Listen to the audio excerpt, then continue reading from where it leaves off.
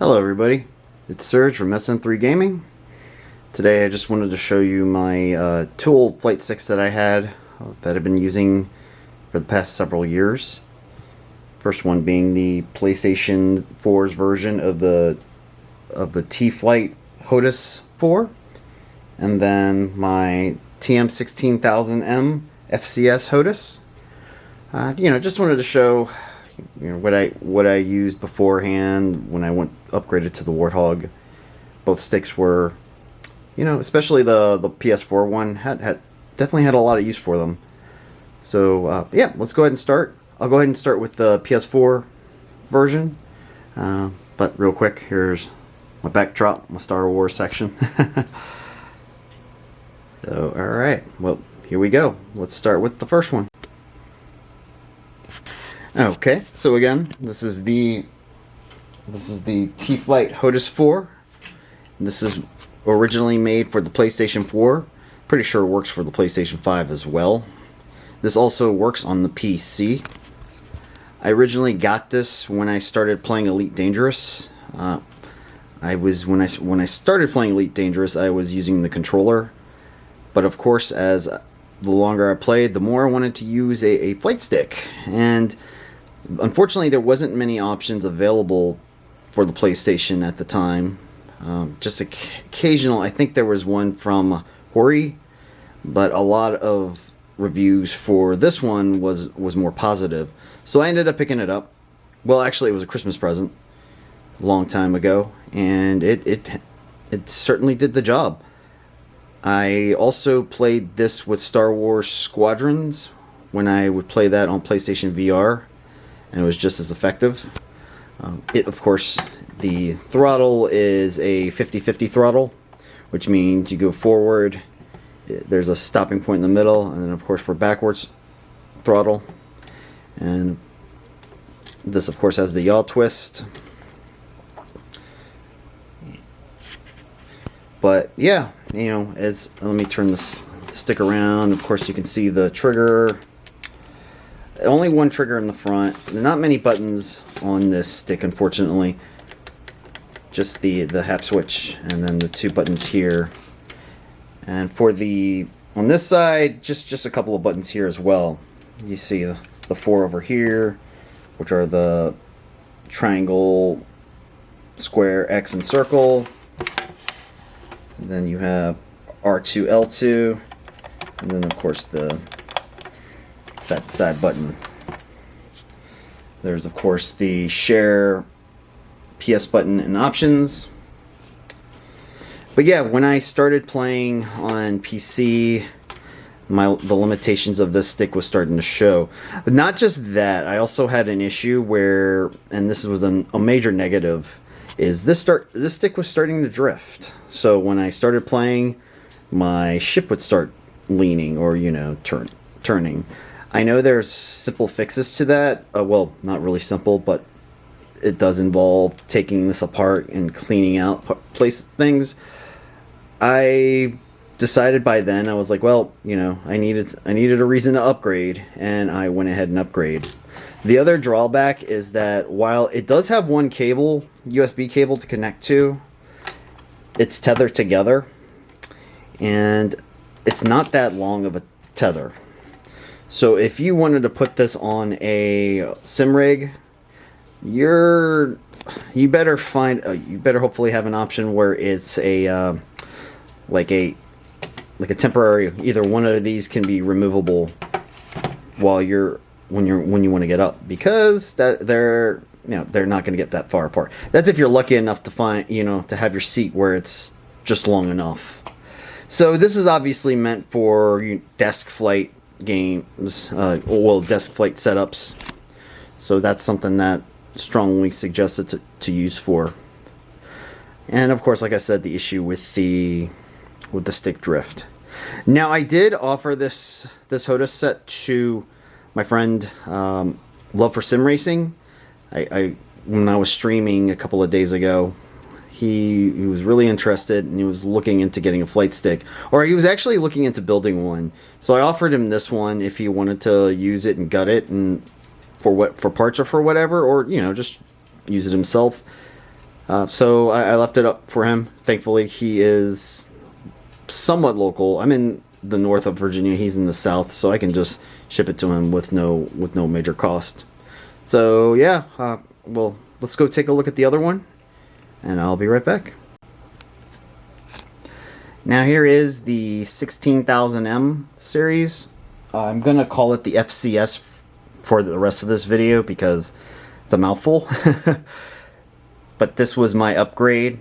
I actually had to buy this bundled with the rudders because during the time it was Microsoft Flight Simulator came out, and flight sticks were very difficult to come by. So I was able to find a bundle with the rudders at retail price. I ended up selling the rudders, but I ended up keeping these two items, of course. Now, as you can see, the throttle is very different, and I think this is where Thrustmaster strayed a little differently.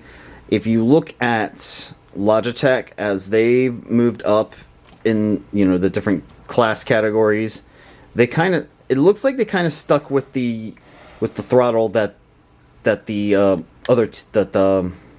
T.Flight had, where it's 50-50. This is like a slider, and it goes, you know, front to back. Of course, if you want to do reverse thrusts, you sometimes have to use a button to switch it over. I know there were some mods out there, and I tried a mod where you could set it to have it 50-50, and then there was a magnet that would stop it, but the magnet would always come off, and so I just decided to just go with the full side system, and it worked out pretty well, so I couldn't complain. Of course, there are buttons here, two four-way switches here, two-way switch, another four-way, more four-ways here, switch buttons here, two more buttons here, and of course these guys. And another thing about the slider, I do have this slider modified. I got the modified. I don't know if you'll be able to see the slider modified on here, but the slider modifications I got from Etsy. The vendor used actual ball bearings for it, and it would always have a smooth.